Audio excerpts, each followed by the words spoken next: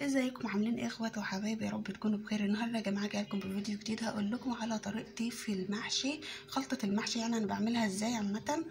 انا اول حاجه بجيب الرز يا جماعه، اغسله كويس جدا زي ما انتم شايفين تحت كده. ده اول حاجه، بصفيه كويس جدا تمام.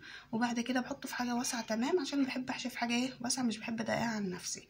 تاني حاجه يا جماعه، بجيب الخضره بتاعه المحشي ديت، عباره عن شبت وبقدونس وكزبره خضراء، بغسلهم كويس جدا برضو بصفيهم. اهم حاجه في خلطه المحشي لازم تبقى متصفيه كويس جدا تمام. ومعايا يا جماعه بصلتين كده زي ما انتم شايفين، قطعتهم بالشكل ده كده، هحط عليهم.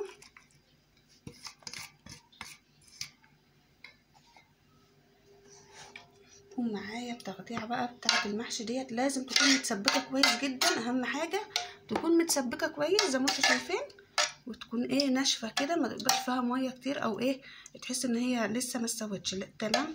وديت عباره عن شويه زيت، وبعد كده فرمت الطماطم كويس، وبعد كده ايه حطيتها على النار لحد ما اتسبكت كويس. حطيت عليها بقى شطه وملح وفلفل اسمر وكمون، والشطه ديت حسب الرغبه، ممكن ما تحطيش شطه لو انت بتتعبي منها مثلا. هحط بقى كده زي ما انتم شايفين.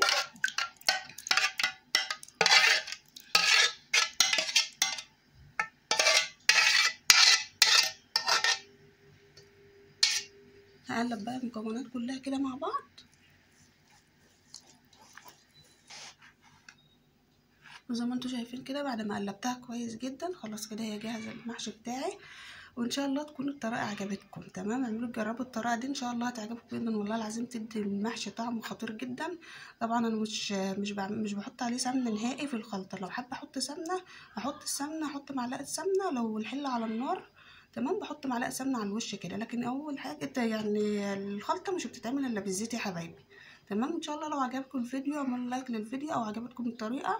لو اول مره اشوف قناتي يا جماعه ينزل يشترك فيها ويفعل الجرس عشان يوصلكم كل جديد. باي باي.